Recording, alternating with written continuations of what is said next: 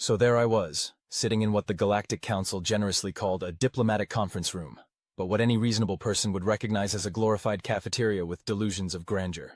The fluorescent lighting buzzed with the kind of persistence that made you wonder if the universe was actively trying to give everyone a headache. And the chairs, oh, the chairs, were apparently designed by someone who'd heard about human anatomy but never actually seen one. My name's Detective Ray Sullivan, and if you're wondering why a beat cop from Chicago ended up representing humanity at an interstellar tribunal, well, that makes two of us. Apparently, when first contact happened 6 months ago, someone in the State Department thought it would be refreshing to send someone who understood the criminal mind. Because naturally, when dealing with alien civilizations, you want the guy who spent 20 years dealing with drug dealers and domestic disputes. The irony wasn't lost on me. Across the table sat what I can only describe as the galaxy's most pretentious book club. There was Korthak the Destroyer, and yes, that was apparently his actual title, not something he'd picked up at a medieval fair, who looked like someone had crossbred a rhino with a particularly angry filing cabinet. His species, the Vorthak, were what you might call classically predatory, in the same way that a hurricane is classically windy. Next to him squatted Husthak the Render, a charming fellow who resembled a praying mantis that had discovered steroids and bad life choices. His people, the Zethians, were apparently famous throughout the galaxy for their ability to slice through starship hulls with their bare claws. Delightful dinner conversation, I'm sure.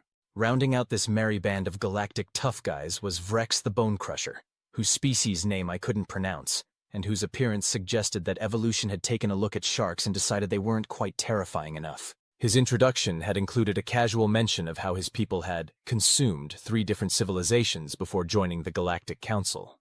And there I was, Detective Ray Sullivan, armed with nothing but a cheap suit, a stomach full of terrible coffee, and the kind of world-weary attitude that comes from 20 years of dealing with Chicago's finest criminal element.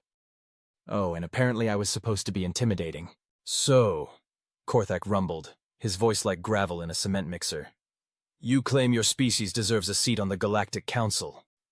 Tell us, human, what makes you think you're qualified to stand among true predators? I leaned back in my chair, which creaked ominously under even my moderate weight.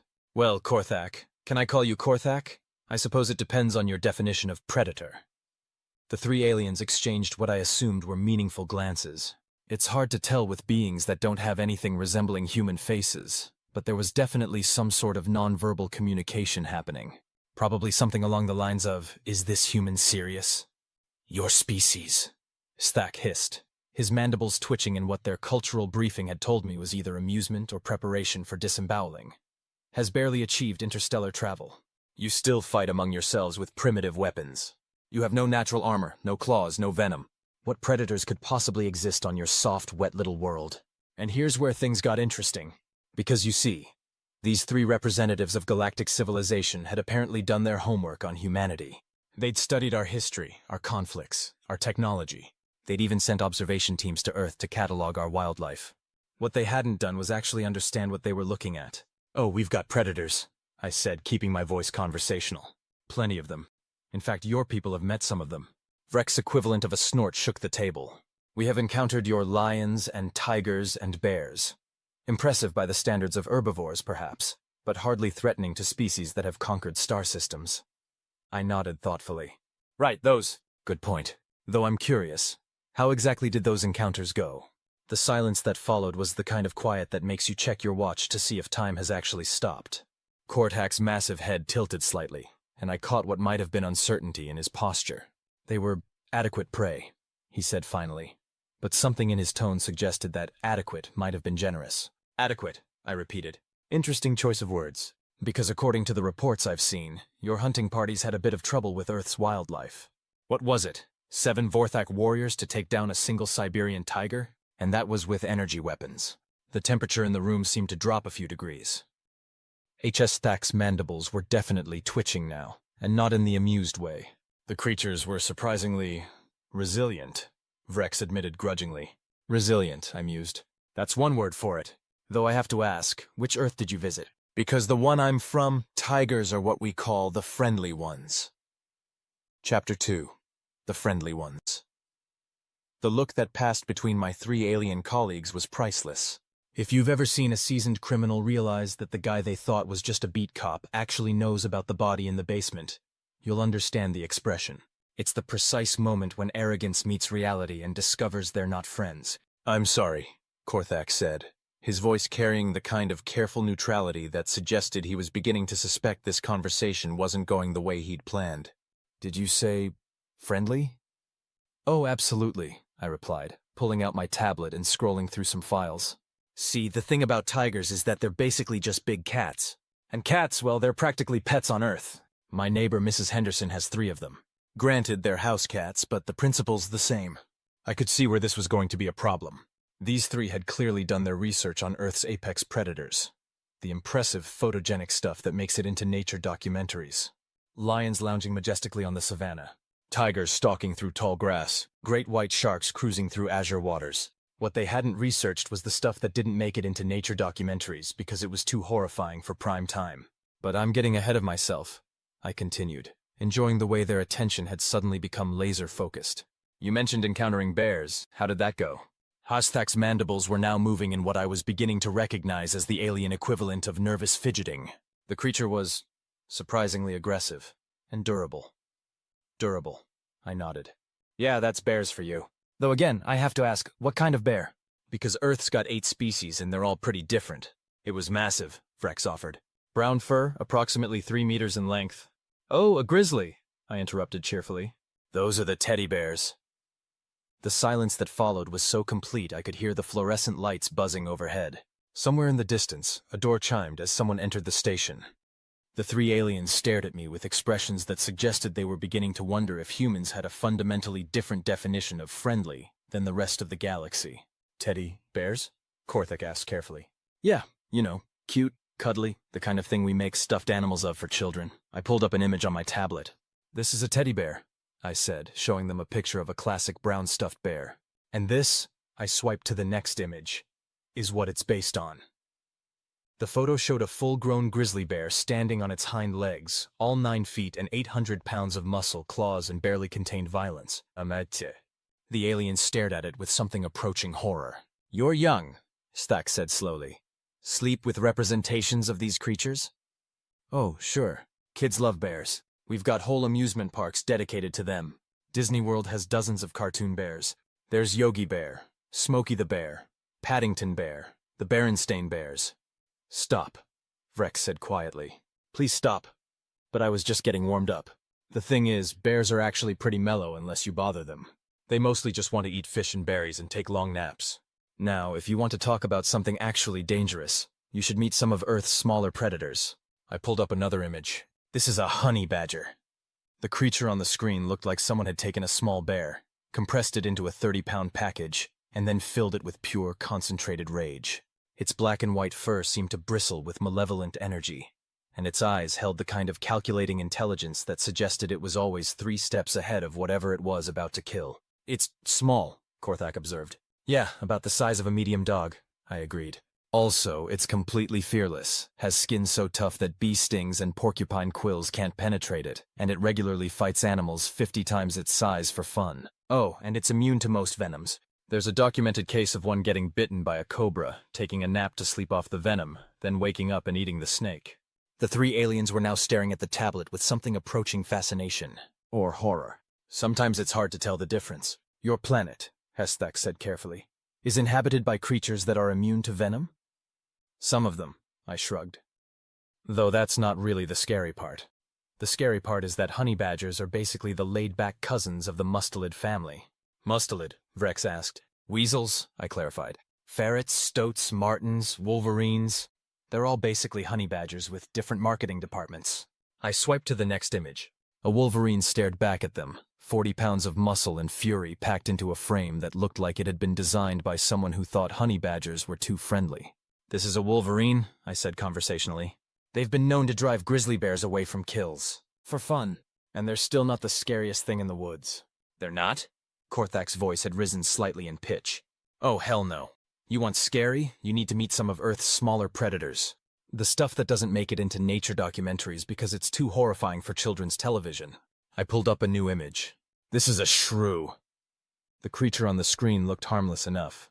A tiny, mouse-like animal with a pointed snout and beady black eyes.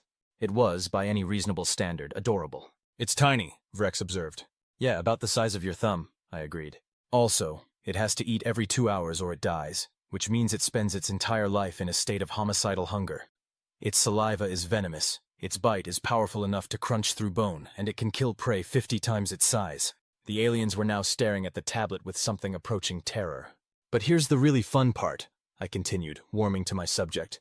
Shrews are basically the teddy bears of the small predator world. You want to see something really scary? I swiped to the next image. Meet the mantis shrimp. Chapter 3. The Rabbit Hole.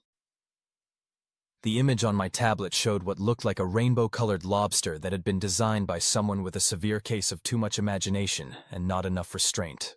Its eyes were like jeweled kaleidoscopes, and its front appendages looked like they belonged in a medieval torture chamber.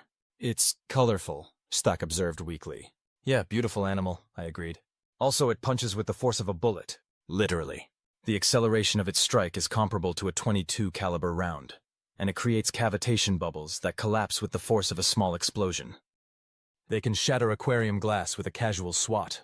I watched as the 3 aliens processed this information. You could almost see their worldview crumbling in real time. And the best part, I continued, is that they have the most complex eyes in the animal kingdom. Humans can see 3 primary colors. These things can see 16. They can see ultraviolet, infrared, and polarized light. They can literally see things that we can't even imagine. Why? Vrex asked in a voice that suggested he was beginning to regret this entire conversation. Would evolution produce such a creature? Oh, that's nothing, I said cheerfully. Earth's oceans are basically a non-stop arms race between things trying to kill each other in increasingly creative ways. The mantis shrimp is just one of the success stories. I swiped to the next image. This is a blue-ringed octopus. The creature on the screen looked like someone had taken a regular octopus and decided to paint it with day-glow colors. Its skin was covered in brilliant blue rings that seemed to pulse with their own internal light. It's quite beautiful, Korthak admitted. Yeah, gorgeous, I agreed. Also, it's about the size of a golf ball and carries enough venom to kill 26 adult humans. The venom causes total paralysis while leaving the victim completely conscious. There's no antidote. The silence that followed was the kind of quiet that makes you wonder if everyone in the room has simultaneously forgotten how to breathe. Your planet, Hestak said carefully, appears to be actively hostile to life. Oh, we're just getting started, I replied. See, the thing about Earth is that it's been trying to kill everything living on it for about 4 billion years. Ice ages, volcanic eruptions, asteroid impacts, toxic atmospheres, the works. So everything that survived has gotten really, really good at staying alive. I pulled up a new image. This is a tardigrade. The creature on the screen looked like someone had taken a microscopic bear and decided to make it even more adorable. It was tiny, translucent, and had what appeared to be a permanent smile. It's cute, Vrex said suspiciously. Yeah, they're adorable. Also, they're basically immortal. They can survive temperatures from absolute 0 to 300 degrees Fahrenheit, radiation levels that would kill most life forms, the vacuum of space, and pressures 6 times greater than the deepest ocean trenches. Oh, and they can shut down their metabolism completely and basically die, then come back to life decades later when conditions improve. The 3 aliens were now staring at me with expressions that suggested they were beginning to wonder if Earth was less a planet and more a deliberate attempt by the universe to create the most hostile environment possible. But here's the thing, I continued. All of this stuff I'm showing you, the bears, the wolverines, the mantis shrimp, the blue-ringed octopus, they're all what we call wildlife. They're not even the scary part. They're not? Korthak asked weakly. Oh, hell no. You want to see the scary part of Earth, you need to meet the stuff that learn to use tools. I pulled up a new image. A chimpanzee stared back at them, its dark eyes holding an intelligence that was unmistakably aware. This is a chimpanzee, I said conversationally. They're about 98% genetically identical to humans. They use tools, they have complex social structures, and they've been observed engaging in coordinated warfare against neighboring groups. The aliens were now staring at the tablet with something approaching fascination. They also, I continued, have been known to hunt other primates by cornering them in trees and systematically dismembering them while they're still alive. For fun. The silence that followed was pregnant with implications. Your planet, Hestak said slowly, is inhabited by creatures that engage in warfare? Oh, sure. Lots of them. Ants have been doing it for millions of years. Some species even practice slavery, agriculture, and livestock management. There are ant species that grow their own food, others that keep other insects as cattle, and some that specialize in raiding other colonies and stealing their young. I swiped to the next image. These are army ants. The photograph showed a writhing mass of black insects moving across the forest floor like a living carpet of death. There were thousands of them, moving with the kind of coordinated precision that suggested a single, malevolent intelligence. They travel in columns up to 100,000 strong, I explained. They eat everything in their path. Everything. They've been known to strip entire sections of rainforest bare, leaving nothing but plant matter behind. Even large mammals run when they hear them coming. And humans? Vex asked carefully. Coexist with these creatures? Oh, we do better than coexist, I replied. We've learned to work with them. Some human cultures actually use army ant colonies as a form of pest control. They'll deliberately redirect ant columns toward areas with insect infestations. The three aliens were now staring at me with something approaching horror. But here's the really interesting part, I continued. Everything I've shown you so far? It's all just the background. The environmental pressure that shaped the real predators of Earth. The real predators? Korthak asked. Humans, I said simply. Chapter 4. The Apex Predator. The silence that followed was so complete that I could hear my own heartbeat. The three aliens stared at me with expressions that suggested they were beginning to suspect that this conversation had taken a turn into territory they weren't entirely comfortable with. Humans, Hesthak repeated carefully. Are predators? Oh, we're not just predators, I replied, settling back in my chair. We're the most successful predators in the history of the planet. And here's the thing. We didn't get there by being bigger or stronger or faster than everything else. We got there by being smarter, more adaptable, and more absolutely, relentlessly persistent than anything else that's ever lived. I pulled up a new image on my tablet. It showed a human persistence hunter running across an African savanna under a blazing sun. The man was lean, efficient, and covered in sweat. His eyes held the kind of focused determination that suggested he had been running for hours, and was prepared to continue for hours more. This is how humans used to hunt, I explained. We call it persistence hunting. We didn't chase prey until we caught it. We chased it until it died of exhaustion. The aliens stared at the image with something approaching fascination. Your species, Vex said slowly. Hunted by running prey to death? For about 2 million years, yeah. See, humans are basically the universe's most efficient long-distance runners. We can maintain a steady pace for hours at a time. We can regulate our body temperature through sweating. And we can carry water and tools while we run. Most prey animals are built for short bursts of speed, not marathon running. I pulled up another image. This one showed a human tracker, crouched next to what appeared to be an unremarkable patch of dirt. But his eyes were focused, reading signs invisible to anyone else. And while we were running, we were also tracking. Human tracking abilities are so sophisticated that we can follow a trail that's days old, determine the size and health of the animal that made it, and predict where it's going. We can track prey across any terrain, in any weather, day or night. The three aliens were now leaning forward, their attention completely focused on the tablet. But here's where it gets really interesting, I continued. About 50,000 years ago, humans started getting creative with their hunting techniques. I swiped to the next image. It showed a group of early humans driving a herd of mammoths toward a cliff edge. The scene was chaos. Massive animals trumpeting in terror, humans shouting and waving torches. The ground shaking under the weight of creatures that stood 12 feet tall and weighed 6 tons. We started hunting things that were bigger than us, I explained. Much bigger. Mammoths, cave bears, giant elk. We developed coordinated hunting strategies, specialized tools, and social structures dedicated to taking down prey that could crush us without thinking about it. How? Korthak asked. By being smarter than they were, I replied. We learned their behavior patterns, their migration routes, their weaknesses. We developed weapons that could kill at a distance. We learned to work in teams, to coordinate attacks, to use the environment as a weapon. I pulled up another image. This one showed a woolly mammoth, its massive tusks gleaming in the sunlight. It was a creature that had survived ice ages, predators, and environmental catastrophes. It was, by any reasonable standard, one of the most successful species in Earth's history. This is a woolly mammoth, I said. They lived on Earth for about 400,000 years. They survived multiple ice ages, adapted to changing climates, and had no natural predators except for the occasional saber-toothed cat. I swiped to the next image. It showed a museum display of mammoth bones, carefully arranged to show the creature's impressive skeleton. They went extinct about 4,000 years ago, I continued. The last population survived on a remote island in the Arctic Ocean. They died out right around the time humans learned to build boats good enough to reach the island. The implications hung in the air like a physical presence. Your species, Hesthak said carefully, drove the mammoths to extinction? Among others, I replied. Giant ground sloths, saber-toothed cats, cave bears, short-faced bears, dire wolves, pretty much every large predator and herbivore that existed when humans showed up. We call it the Quaternary extinction event.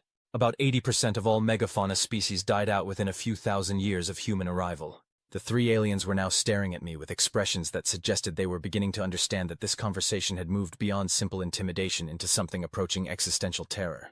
But here's the really interesting part, I continued. That was just the warm-up. The real fun started when humans developed agriculture. I pulled up a new image. It showed a pastoral scene. Rolling green fields, a small farmhouse, sheep grazing peacefully in a meadow. It was the kind of idyllic countryside that would make for a perfect postcard. This is a farm, I explained. Humans invented agriculture about 10,000 years ago, and with it we completely transformed the planet. I swiped to the next image. It showed a satellite photograph of Earth, with the continents clearly visible. But what was striking was how much of the land surface was obviously modified. Geometric patterns of farmland, straight lines of roads, the bright spots of cities. This is Earth today, I said. About 40% of the land surface is now used for agriculture. We've removed entire forests, drained wetlands, diverted rivers, and reshaped the landscape to suit our needs. We've turned most of the planet into a machine for producing food for humans. The aliens stared at the image with something approaching awe. Your species, Vex said slowly, has reshaped an entire planet? Oh, we're just getting started, I replied. See, the thing about humans is that we're not just predators. We're ecosystem engineers. We don't just hunt prey. We modify entire environments to make them more suitable for hunting. I pulled up another image. This one showed a massive dam, its concrete face stretching across a river valley. Behind it, a huge lake stretched to the horizon. We move rivers, I explained. We build mountains. We create lakes where there were none, and we drain others that have existed for millions of years. We've changed the chemistry of the atmosphere, the temperature of the oceans, and the composition of the soil. The three aliens were now staring at me with expressions that suggested they were beginning to suspect that humanity might be something other than just another species competing for resources. But here's the really impressive part, I continued. We did all of this without any of the natural advantages that most predators have. We're not particularly fast. We're not particularly strong. We don't have claws or fangs or natural armor. We're basically hairless apes with delusions of grandeur. Then how? Korthak asked. Tools, I replied simply, and cooperation, and the ability to pass knowledge from one generation to the next. And most importantly, the ability to imagine things that don't exist yet, and then figure out how to make them real. I pulled up a new image. It showed a human hand holding a simple stone tool, a sharp-edged piece of flint that had been carefully shaped for cutting. This is a hand axe, I explained. Humans have been making tools like this for about 2.5 million years. It's basically a sharp rock. But it's also the beginning of technology. I swiped to the next image. It showed a modern smartphone, its screen glowing with the soft light of a dozen different applications. This is a smartphone, I said. It's about 2.5 million years of technological development beyond the hand axe. It can communicate with other devices anywhere on the planet, access virtually all of human knowledge, and perform calculations that would have required room-sized computers 50 years ago. The aliens stared at the progression with something approaching fascination. Your species, Hestak said carefully, developed from stone tools to interstellar communication in 2.5 million years? Most of it happened in the last 200 years, I replied. The first powered flight was in 1903. We landed on the moon in 1969. We built the first computer in 1946. We decoded the human genome in 2003. We developed nuclear weapons in 1945. I let that last bit hang in the air for a moment. Nuclear weapons, Vex repeated. Yeah, we learned to split atoms and use the energy for weapons. We built enough of them to destroy every major city on the planet, several times over. The silence that followed was pregnant with implications. Your species, Korthak said slowly, developed the ability to destroy your own planet? Oh, that's not even the scary part, I replied. The scary part is that we built those weapons during a war, used them to end that war, and then spent the next 50 years pointing them at each other while we figured out how to explore space. I pulled up another image. It showed the Earth from space, a blue marble hanging in the infinite darkness. It was beautiful, fragile, and utterly alone. This is Earth as seen from space, I explained. Humans took this photograph in 1968. It was the first time our species had ever seen our home planet from the outside. I swiped to the next image. It showed a human astronaut standing on the surface of the moon. Behind him, the Earth hung in the sky like a blue jewel. This is a human standing on the moon, I said. We went there basically because we could. Not for resources, not for territory, not for any practical reason. We went there because it was the next logical step in figuring out how the universe works. The three aliens were now staring at me with expressions that suggested they were beginning to understand that humanity might be something fundamentally different from any other species they had encountered. But here's the really interesting part, I continued. Everything I've shown you so far, the tools, the technology, the space travel, the nuclear weapons, that's not what makes humans dangerous. It's not? Hishtak asked weakly. Oh, hell no. You want to see what makes humans dangerous? You need to understand what we do when we're not trying to kill things. Chapter 5. The Cooperative Predator. I pulled up a new image on my tablet. It showed a human city at night, millions of lights stretching to the horizon like stars brought down to Earth. The sheer scale of it was staggering. Millions of people living and working in coordinated harmony, their individual actions combining into something larger than the sum of its parts. This is New York City, I explained. About 8.4 million people live here. They speak over 200 languages, come from every continent on Earth, and work together in one of the most complex cooperative systems ever created. The alien stared at the image with something approaching awe. Your species, Vrex said slowly, cooperates on this scale?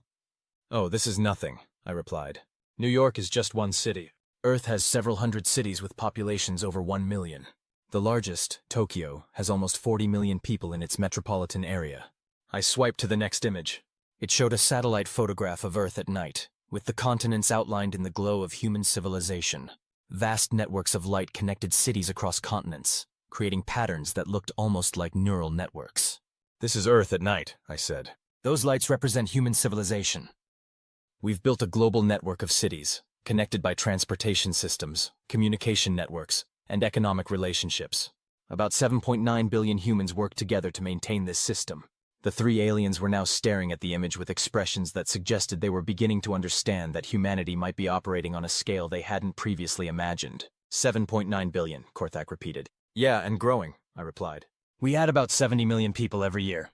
And here's the thing, we're not just cooperating within our own species. We've formed partnerships with other species as well. I pulled up another image. It showed a human farmer working alongside a border collie, the dog expertly herding sheep while the human directed the operation.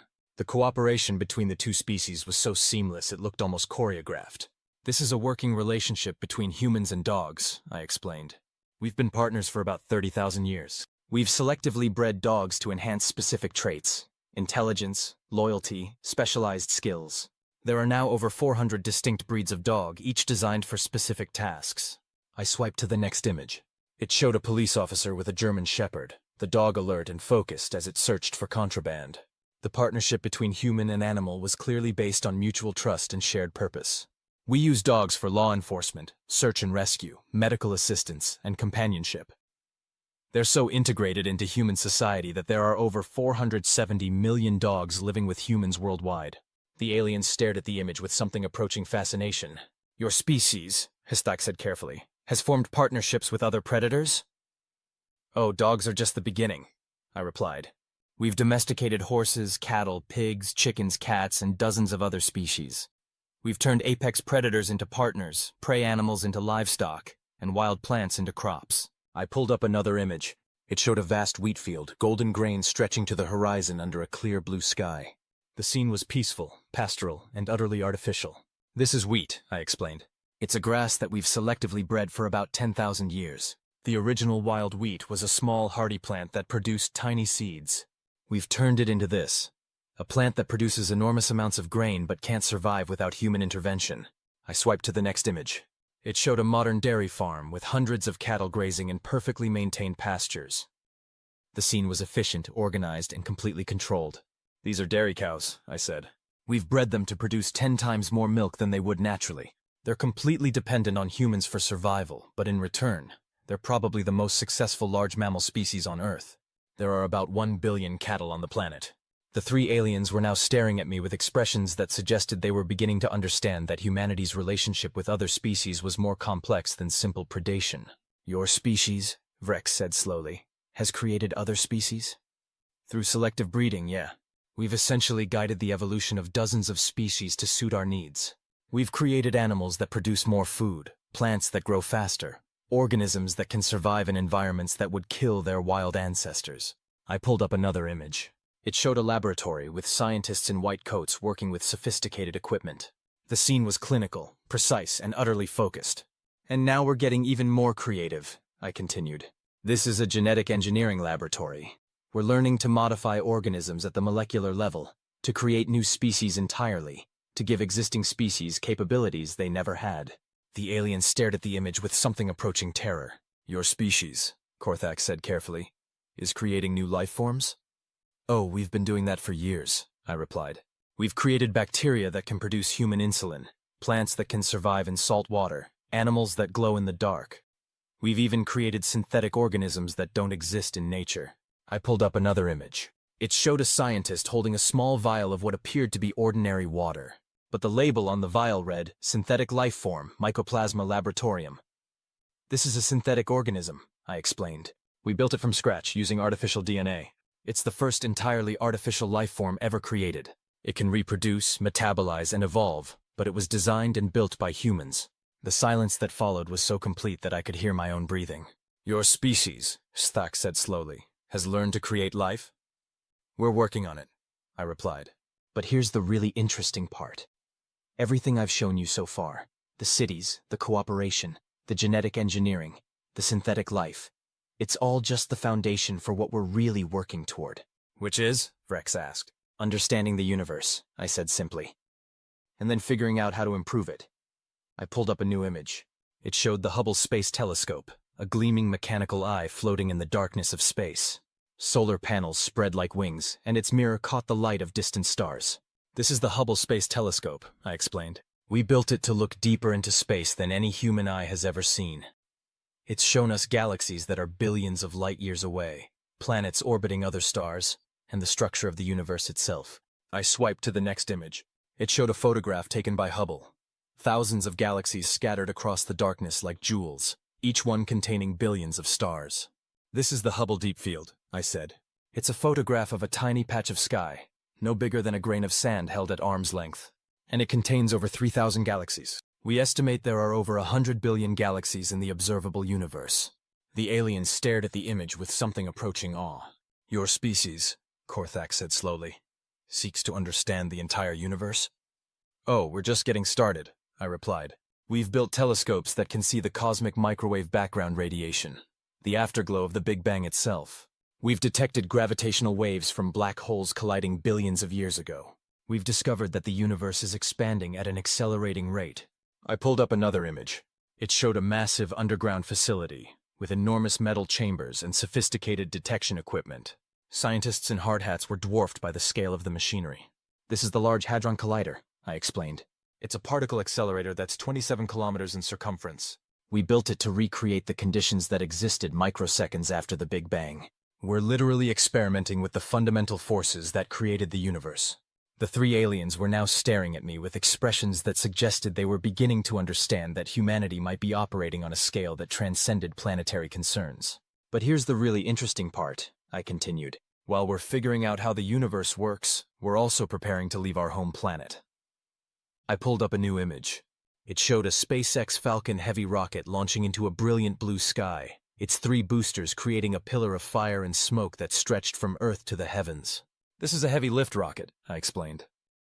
We're developing the capability to transport large numbers of humans to other planets. We're planning permanent settlements on Mars, mining operations on asteroids, and research stations throughout the solar system. I swiped to the next image. It showed an artist's conception of a human settlement on Mars. Domed cities connected by tunnels, solar panels glinting in the alien sunlight, and humans in spacesuits working to terraform the red planet. This is what we're planning for Mars, I said. A self-sustaining human colony that can survive independently of Earth. We're going to turn a dead planet into a garden. The alien stared at the image with something approaching fascination. Your species, Vex said carefully, intends to spread beyond your home planet? Oh, Mars is just the beginning, I replied. We're looking at Europa, Titan, Enceladus, any moon or planet that might be able to support human life. Our long-term goal is to establish human civilization throughout the galaxy. I pulled up another image.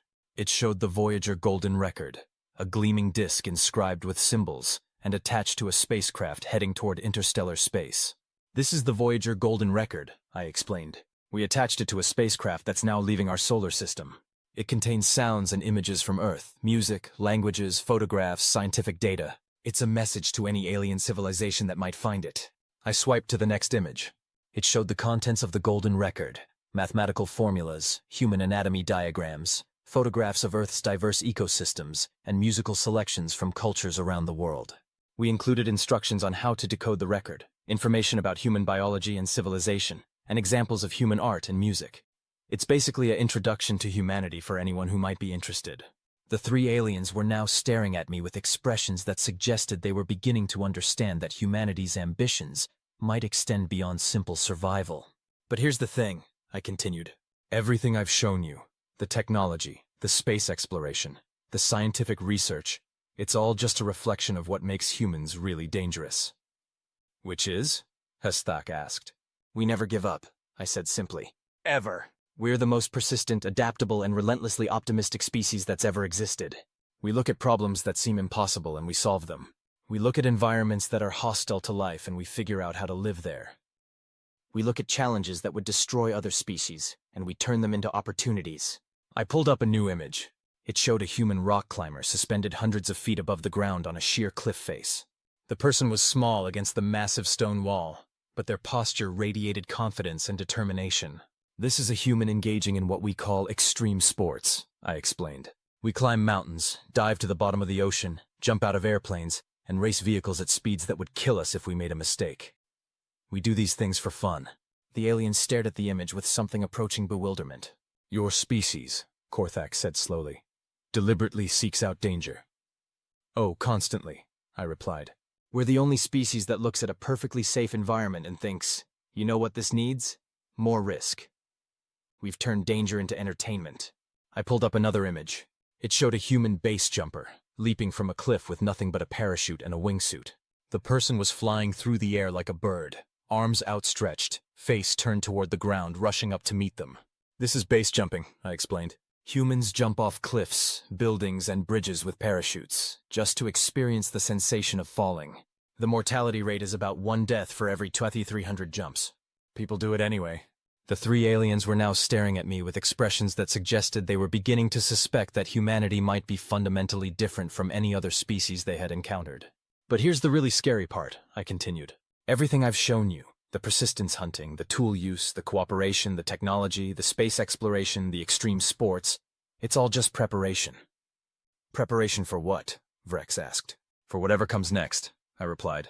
See, the thing about humans is that we're not just predators or engineers or explorers. We're problem solvers, and we're really, really good at it.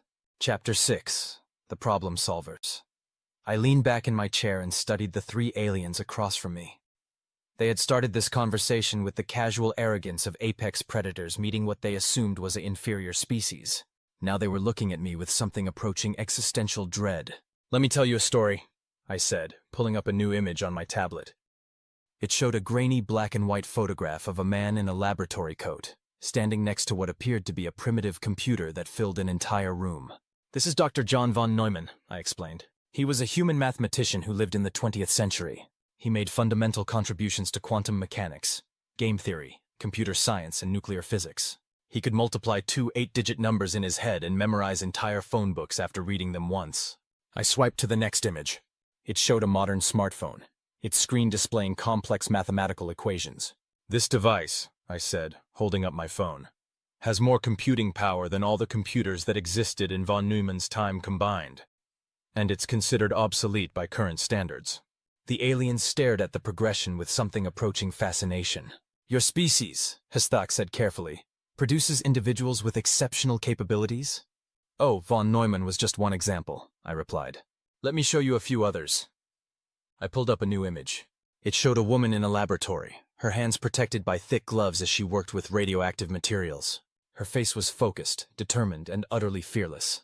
This is Marie Curie, I explained. She was the first woman to win a Nobel Prize, the first person to win Nobel Prizes in 2 different sciences, and the first female professor at the University of Paris. She discovered 2 new elements, pioneered the use of radiation in medicine, and literally carried test tubes of radium in her pockets because she thought they were pretty. I swiped to the next image. It showed a man sitting in a wheelchair, his face animated with intelligence and humor despite his physical limitations. "This is Stephen Hawking," I said. He had a degenerative disease that left him almost completely paralyzed. He communicated through a computer system that he controlled with his cheek muscles. He made groundbreaking discoveries about black holes, wrote best-selling books about cosmology, and became one of the most recognizable scientists in the world. The aliens were now leaning forward, their attention completely focused on the tablet. "Your species," Vrex said slowly, "produces individuals who continue to contribute despite physical limitations." "Oh, humans are ridiculously good at working around limitations," I replied. "We've had blind musicians, deaf composers, paralyzed athletes, and scientists who made their greatest discoveries while dying of terminal diseases. We seem to treat obstacles as challenges to overcome rather than reasons to give up." I pulled up another image. It showed a young woman sitting at a computer, lines of code scrolling across multiple monitors. Her workspace was chaotic but organized, filled with the tools of someone who was clearly pushing the boundaries of what was possible. "This is a human programmer," I explained. "She's probably in her 20s, and she's working on artificial intelligence systems that will be smarter than any human who's ever lived. She's not exceptional by human standards. There are millions of people like her, all working on projects that would have been considered impossible 50 years ago." I swiped to the next image. It showed a crowded laboratory, with dozens of people working on what appeared to be an incredibly complex project. The scene was organized chaos, with everyone focused on their part of a larger whole. "This is a human research team," I said. "They're working on developing a cure for cancer. Not treating it, not managing it, curing it. They're trying to solve a problem that's killed billions of people throughout history. And they're confident they can do it." The three aliens were now staring at me with expressions that suggested they were beginning to understand that humanity's capabilities might extend beyond anything they had previously imagined. "But here's the really interesting part," I continued. "Everything I've shown you, the individual genius, the collaborative research, the technological development, it's all accelerating." I pulled up a new image. It showed a graph with an exponential curve, the line rising slowly at first, and then shooting almost vertically upward. "This is a representation of human technological development over time," I explained. "For most of human history, progress was slow and incremental. But in the last 200 years, it's become exponential. We're now doubling our technological capabilities every few years." I swiped to the next image. It showed a modern data center, with rows upon rows of servers stretching into the distance. The scale was staggering, millions of processors working in perfect coordination to process unimaginable amounts of information. "This is a data center," I said. "It contains more computing power than the entire planet had 50 years ago. And it's just one of thousands of similar facilities around the world. We're building a global artificial intelligence network that will be capable of solving problems that no individual human could even comprehend." The aliens stared at the image with something approaching terror. "Your species," Korthak said slowly, "is creating artificial intelligence?"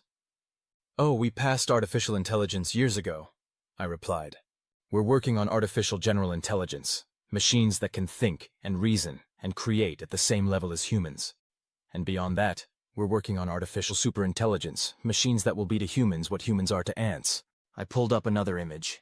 It showed a sleek humanoid robot working alongside human researchers in a laboratory. The cooperation between human and artificial intelligence was seamless, natural, and utterly focused on solving complex problems. "This is a human AI research team," I explained. "The artificial intelligence can process vast amounts of data, run millions of simulations, and identify patterns that would take humans years to discover. The humans provide creativity, intuition, and the ability to ask the right questions. Together, they're solving problems that neither could tackle alone." The three aliens were now staring at me with expressions that suggested they were beginning to understand that humanity might be on the verge of a transformation that would fundamentally change the nature of intelligence itself. "But here's the thing," I continued. "Even with all of this, the technology, the artificial intelligence, the exponential growth, we're still just getting started. Because the real power of humanity isn't in any individual capability. It's in our ability to combine everything we've learned into something greater than the sum of its parts." I pulled up a new image. It showed a visualization of the global internet, with billions of connections linking computers, smartphones, and other devices around the world. The network pulsed with activity, data flowing like lifeblood through the electronic veins of human civilization. "This is the global internet," I explained. "It connects virtually every human on the planet. It's the largest information network ever created, and it's growing every second. Every piece of human knowledge, every scientific discovery, every creative work, every conversation, it's all connected. I swiped to the next image. It showed a human child, perhaps 8 years old, sitting at a computer and video chatting with other children from around the world. The screen showed faces from different continents, all engaged in what appeared to be a collaborative project. "This is a human child," I said. "She's working on a school project with classmates from 6 different countries.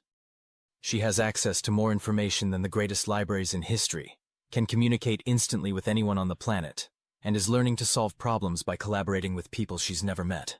The alien stared at the image with something approaching awe. "Your species," HFY said carefully, "is creating a global collaborative intelligence?"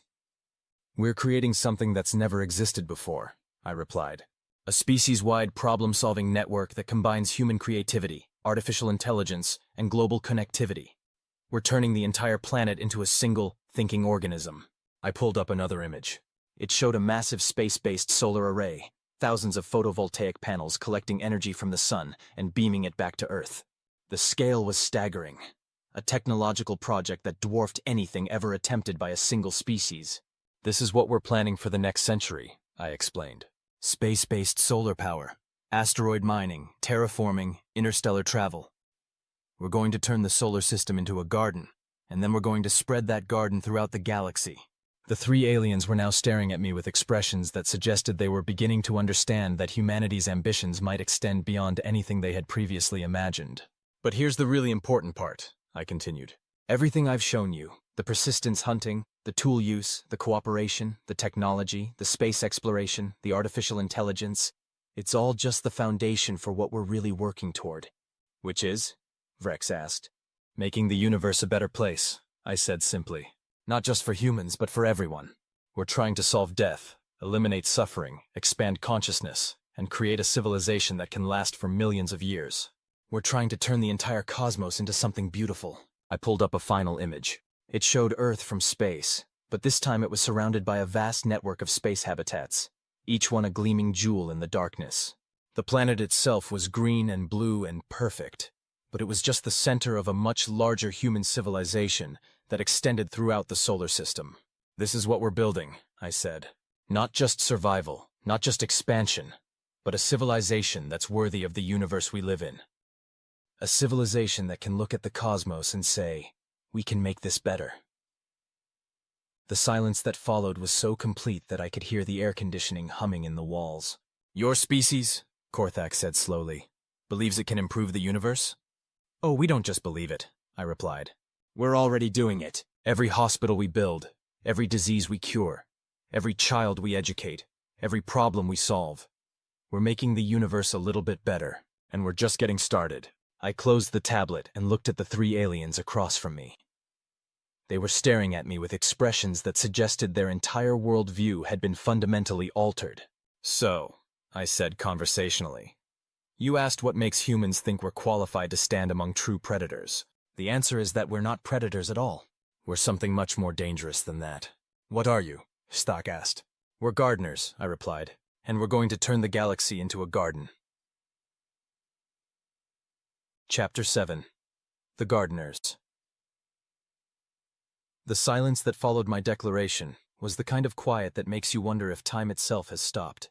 The 3 aliens sat frozen in their chairs, staring at me with expressions that suggested they were trying to process information that didn't fit into any category they had previously understood. Finally, Vex spoke. "Gardeners," he said slowly, as if testing the word. "Yeah," I replied, settling back in my chair. "See, that's the thing about humans. We don't just hunt prey or dominate territory or consume resources. We look at everything around us and ask, how can we make this better?" I pulled out my tablet again and brought up a new image. It showed a before and after comparison of the same landscape. The first image was a barren, polluted wasteland, dead trees, contaminated soil, and water that looked like it could dissolve metal. The second image showed the same area transformed into a thriving ecosystem, with clean streams, healthy vegetation, and wildlife that had returned to claim their restored habitat. "This is environmental restoration," I explained. "When we damage something, we figure out how to fix it. We've cleaned up polluted rivers, restored damaged forests, and brought species back from the brink of extinction. We've turned wastelands into gardens." The aliens stared at the images with something approaching bewilderment. "Your species," Korthak said carefully, "repairs damage it has caused?" "Oh, we do more than repair it," I replied. "We improve it. We make it better than it was before. I swiped to the next image. It showed a vertical farm, with rows of plants growing in carefully controlled environments inside a massive building. The scene was efficient, clean, and utterly artificial, but also somehow beautiful. This is vertical farming, I explained. We can now grow more food in a single building than traditional agriculture can produce on thousands of acres. We use 95% less water, no pesticides, and the crops grow year-round regardless of weather. I pulled up another image. It showed a coral reef, but this one was obviously artificial. Geometric patterns and structures that no natural reef would ever create. Yet it was teeming with life, fish swimming through the artificial coral as if it were their natural home. This is artificial reef construction, I said. We're building better reefs than nature ever did. They're more resilient, more diverse, and more productive than natural reefs. We're improving on 4 billion years of evolution. The three aliens were now staring at me with expressions that suggested they were beginning to understand that humanity's relationship with the natural world was more complex than they had previously imagined. But here's the really interesting part, I continued. We're not just improving Earth. We're preparing to improve other planets as well. I pulled up a new image. It showed an artist's conception of a terraformed Mars with blue skies, flowing water, and green vegetation covering the red planet. The transformation was so complete that it was almost impossible to recognize the dead, cold world that Mars actually was. This is our plan for Mars, I explained. We're going to give it an atmosphere, stable water, and a global ecosystem. We're going to turn a dead planet into a living world. I swiped to the next image. It showed a massive space-based mirror, reflecting sunlight onto the surface of a planet. The scale was staggering, a technological project that would require the resources of an entire civilization.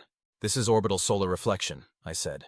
We can control the climate of entire planets by adjusting the amount of sunlight they receive. We're going to turn frozen worlds into tropical paradises and cool down planets that are too hot to support life. The aliens stared at the image with something approaching awe. Your species, Stack said slowly, intends to modify entire planets? Oh, that's just the beginning, I replied. We're thinking much bigger than that. I pulled up another image. It showed a Dyson sphere, a massive structure surrounding a star, capturing all of its energy output for use by an advanced civilization. The scale was almost incomprehensible, a project that would require the resources of an entire solar system. This is a Dyson sphere, I explained. It's a theoretical structure that would capture the entire energy output of a star. We're seriously considering building one around our sun within the next 1,000 years. The three aliens were now staring at me with expressions that suggested they were beginning to understand that humanity's ambitions might extend beyond anything they had previously imagined. But here's the thing, I continued. Even projects like terraforming planets and building Dyson spheres are just stepping stones. The real goal is much more ambitious. Which is? Vex asked. Making the universe conscious, I replied. Turning dead matter into living systems, expanding awareness throughout the cosmos, and creating a universe that can understand itself. I pulled up a new image. It showed a visualization of the cosmic web, the large-scale structure of the universe, with galaxies connected by filaments of dark matter and energy.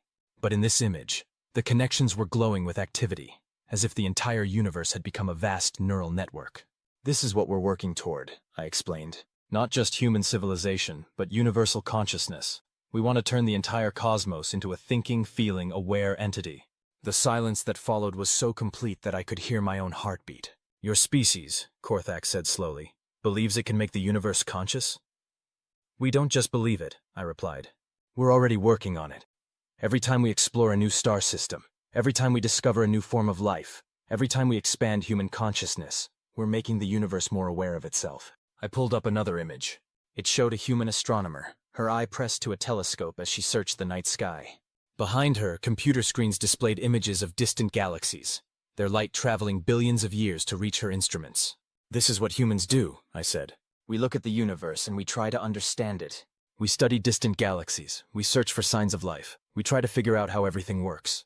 We're the universe's way of understanding itself. I swiped to the next image. It showed a human child, perhaps 6 years old, looking up at the night sky with wonder and curiosity. Her expression was one of pure amazement, as if she were seeing the cosmos for the first time. And this is how it starts, I continued. With curiosity, with wonder, with the simple human desire to understand what we're looking at. That child is going to grow up asking questions about the universe.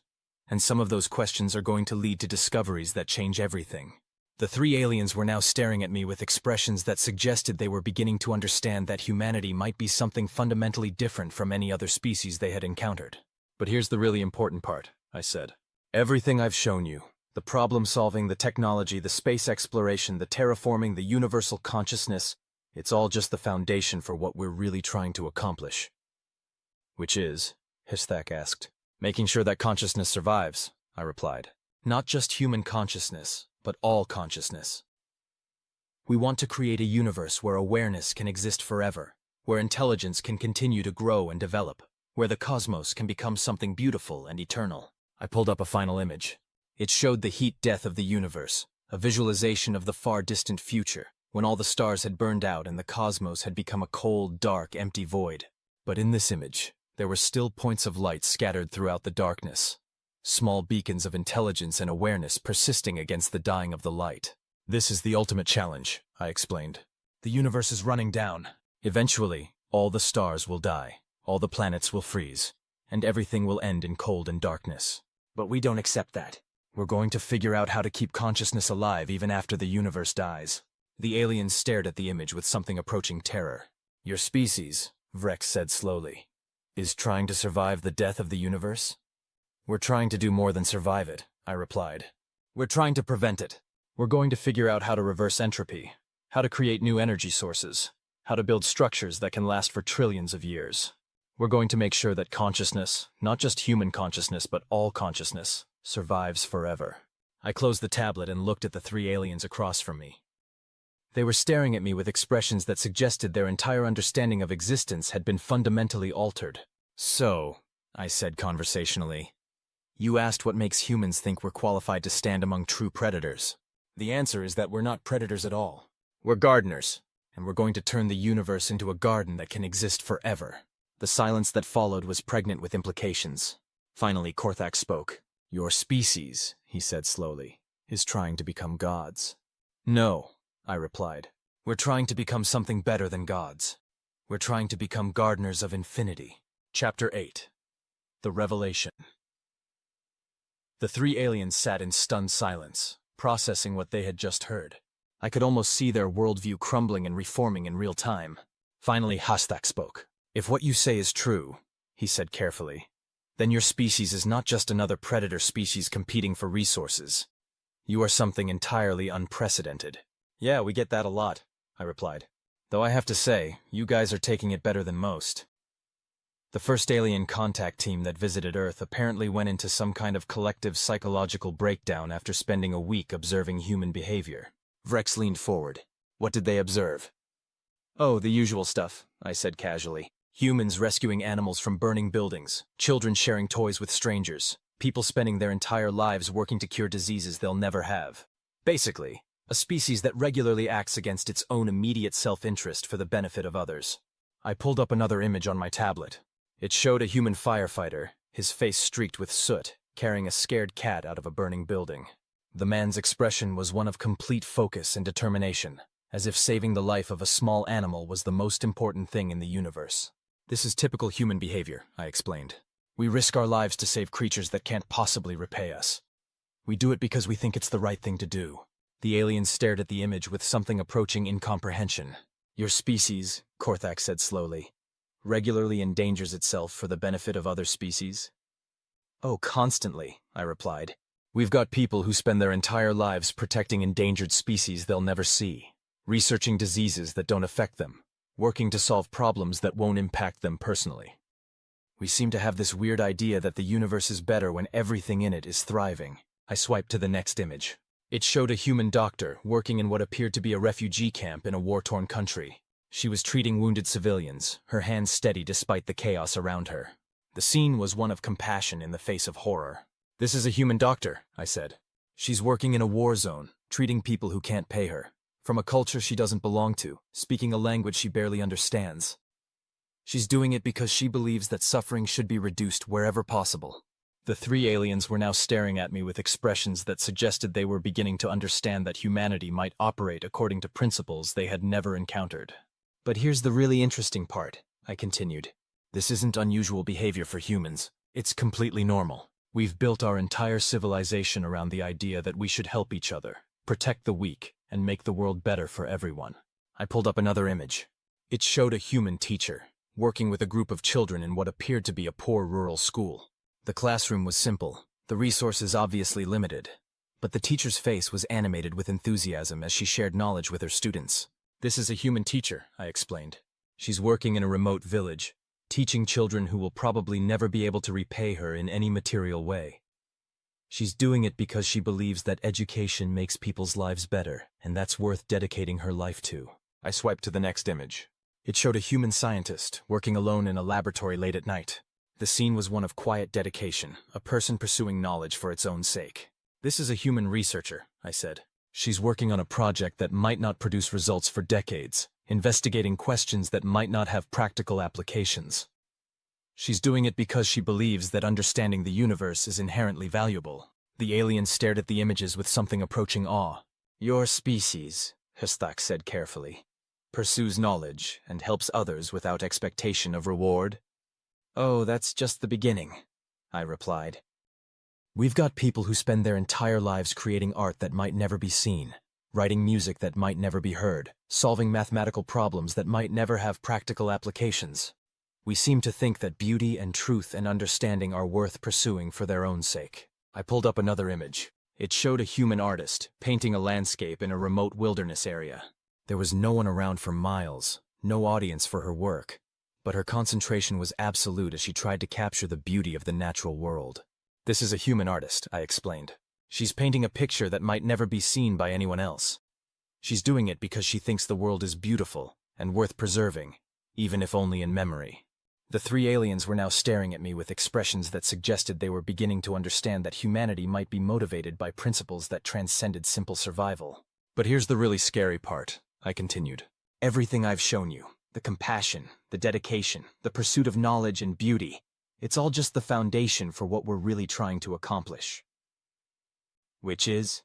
Vex asked. Making sure that everyone gets to participate, I replied. Not just humans, but everyone. Every species, every form of consciousness, every way of understanding the universe. We want to create a cosmos where everyone can contribute to the garden. I pulled up a new image.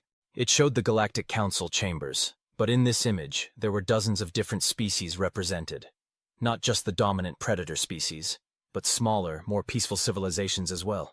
The scene was one of genuine cooperation and mutual respect. This is what we're working toward, I explained. Not human domination, but universal cooperation. We want to create a galactic civilization where every species can contribute their unique perspective to the project of understanding and improving the universe. The alien stared at the image with something approaching hope. Your species, Korthak said slowly, would share the benefits of its capabilities with other species? Oh, we'd insist on it, I replied. See, the thing about humans is that we're convinced that diversity makes everything better. We think that the more different ways of thinking and understanding we have, the better our solutions will be. I pulled up another image. It showed a mixed group of humans and aliens working together in what appeared to be a research laboratory. The cooperation was seamless, natural, and focused on solving complex problems. This is what we're planning, I said. Joint research projects, shared knowledge, combined capabilities. We want to create a civilization where every species can contribute to the project of making the universe a better place. The three aliens were now staring at me with expressions that suggested they were beginning to understand that humanity's vision of the future might be fundamentally different from anything they had previously imagined. But here's the thing, I continued. We're not asking you to trust us. We're asking you to join us, because the project we're working on is too big for any single species to accomplish alone. I pulled up a final image. It showed a visualization of the galaxy, but instead of the scattered, isolated civilizations that currently existed, it showed a vast network of connected worlds, each one contributing to a larger whole. The scene was one of unprecedented cooperation and shared purpose. This is the garden we're trying to create, I explained. Not just a human garden, but a galactic garden. A place where every species can thrive, where every form of consciousness can contribute, where the universe can become something beautiful and eternal. The silence that followed was pregnant with possibility. Finally, HFY spoke. If what you say is true, he said carefully, then your species is offering to share the most powerful capabilities in the galaxy with civilizations that have nothing to offer in return. Oh, you've got plenty to offer, I replied. You've got different ways of thinking, Different perspectives, different solutions to problems we might never have thought of. You've got experiences and knowledge and wisdom that humanity has never encountered. You've got the potential to help us create something better than any of us could accomplish alone. I leaned forward and looked at each of the aliens in turn. The question is, are you interested in becoming gardeners? The three aliens exchanged glances. Then Vrex spoke. Detective Sullivan, he said formally, on behalf of the Galactic Council, I would like to formally request that humanity be granted not just membership, but leadership status in our organization. I blinked. Leadership status? Your species, Korthak said slowly, has capabilities and ambitions that far exceed anything we had previously imagined. We would be honored to follow your lead in creating this garden. I sat back in my chair and tried to process what I was hearing. These three representatives of galactic civilization, species that had conquered star systems and dominated other civilizations, were asking humanity to lead them. Well, I said finally, I suppose I should probably mention that I'm just a beat cop from Chicago. I'm not exactly qualified to speak for all of humanity on matters of galactic leadership. The three aliens stared at me with expressions that suggested this information was somehow even more terrifying than everything that had come before. You're just a, Stack began. Police officer, I confirmed. I investigate domestic disputes, arrest drunk drivers, and occasionally chase down purse snatchers. The most complex diplomatic negotiation I've ever handled was talking a guy out of jumping off the Michigan Avenue Bridge because his girlfriend left him. The silence that followed was so complete that I could hear the fluorescent lights humming overhead. Your species, Vrex said slowly, sent a patrol officer to represent them in diplomatic negotiations with the Galactic Council? Yeah, well, apparently someone in the State Department thought it would be refreshing to send someone who understood the criminal mind, I replied. I'm pretty sure they were expecting you guys to be more like the criminals I usually deal with. You know, motivated by greed, fear, and short-term thinking. Korthak was making a sound that I realized, after a moment, was laughter. It sounded like a landslide having a good time. Your diplomatic corps, he said, sent someone who specializes in dealing with antisocial behavior to negotiate with species they assumed would be antisocial. Pretty much, I agreed. Though, to be fair, you guys did start this conversation by bragging about how many civilizations you'd conquered, and asking what made us think we were qualified to stand among true predators. The three aliens exchanged glances that somehow managed to convey embarrassment, despite their completely non-human faces. In our defense, Hesthak said carefully, that is how diplomatic negotiations usually proceed in our experience. Species compete for dominance, demonstrate their capabilities, and establish hierarchies based on relative strength. Yeah, that's what I figured, I replied, which is why I thought I'd explain how humans actually work. Turns out you guys have been operating under some fundamental misunderstandings about the nature of power. Chapter 9. The Misunderstanding. I leaned back in my chair and studied the three aliens. They had gone from arrogant predators to confused supplicants in the space of an hour, and I was beginning to understand why. Let me guess, I said. When your people first observed Earth, they focused on our military capabilities, our technological development, and our resource consumption patterns. That is correct, Vrex admitted. Our analysis indicated that humanity was a typical developing species with above-average technological potential, but limited immediate threat capability. Right, I nodded. Because that's how you guys think about power. Military strength, technological superiority, resource control. Classic predator mentality. I pulled up a new image on my tablet. It showed a human food bank, with volunteers distributing meals to people who obviously couldn't afford to buy them. The scene was one of quiet compassion. People helping other people simply because it was the right thing to do. This is what you missed, I explained. This is actual human power. Not the ability to destroy, but the ability to create. Not the capacity to dominate, but the willingness to serve. The aliens stared at the image with something approaching confusion. Your species, Korthak said slowly, considers charity to be a form of power? The most powerful force in the universe, I replied. See, the thing about charity, about helping others without expectation of reward, is that it creates something that didn't exist before. It turns enemies into allies, strangers into friends, and isolated individuals into cooperative communities. I swiped to the next image. It showed a human disaster relief operation, with volunteers from dozens of countries working together to help victims of a natural disaster.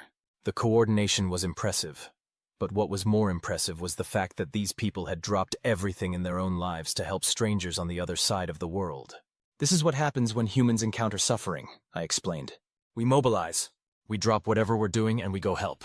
It doesn't matter if the victims are our own species or not, if they're in our country or not, if they can repay us or not. We help because that's what humans do. The three aliens were now staring at me with expressions that suggested they were beginning to understand that they had fundamentally misunderstood the nature of human civilization. But here's the really interesting part, I continued. This isn't just altruism, it's strategy. It's the most effective long-term strategy for building power that anyone's ever discovered. How so? HFY asked. Because it's sustainable, I replied. See, the problem with predator-based power structures is that they're inherently unstable. You can only push people so far before they push back. You can only extract so many resources before you exhaust them. You can only dominate so many territories before you spread yourself too thin to defend them. I pulled up another image. It showed a graph with two lines, one showing the rise and fall of various galactic empires over time, the other showing the steady, consistent growth of cooperative civilizations. This is the history of galactic civilization, I explained. Predator species rise quickly, dominate their neighbors, and then collapse when they overextend themselves or exhaust their resources. Cooperative species grow slowly but steadily, building sustainable relationships that last for millennia. The aliens stared at the graph with something approaching revelation. Your species, Vrex said slowly, has studied the history of galactic civilization. Oh, we've been watching you guys for years, I replied. Ever since we developed radio telescopes, we've been intercepting your communications, studying your social structures, and learning from your mistakes. I swiped to the next image. It showed a massive radio telescope array pointed toward the stars. The scene was one of quiet dedication, humans patiently listening to the cosmos. This is the Very Large Array, I explained. We built it to study the universe, but we've also been using it to eavesdrop on galactic civilization. We've watched empires rise and fall, species conquer and collapse, civilizations spread across star systems and then fragment into warring factions. The three aliens were now staring at me with expressions that suggested they were beginning to understand that humanity had been studying them far longer than they had been studying humanity. And what we learned, I continued, is that predator-based civilizations have a fundamental flaw. They're unsustainable. They consume resources faster than they can replenish them. They create enemies faster than they can defeat them, and they spread themselves too thin to maintain control. I pulled up another image. It showed a visualization of the galactic power structure over time. Empires expanding rapidly and then contracting even more rapidly as they collapsed under their own weight. This is the pattern, I explained. Every predator civilization follows the same trajectory. Rapid expansion, peak dominance, and then catastrophic collapse. The average lifespan of a galactic empire is about 2,000 years. The aliens stared.